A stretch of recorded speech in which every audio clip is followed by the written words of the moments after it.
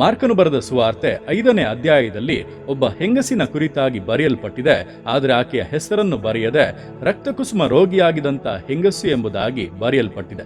ಅಂದ್ರೆ ಆ ದಿವಸಗಳಿದ್ದಂತ ಜನರು ಆಕೆಯ ಹೆಸರಿಗಿಂತ ಆಕೆಯ ರೋಗದ ಹೆಸರನ್ನು ಹೇಳಿಯೇ ಆಕೆಯನ್ನ ಗುರುತಿಸುತ್ತಾ ಇದ್ದರು. ಈ ದಿವಸಗಳಲ್ಲಿ ನಿಮ್ಮ ಪರಿಸ್ಥಿತಿ ಕೂಡ ಇದೇ ರೀತಿಯಾಗಿರಬಹುದು.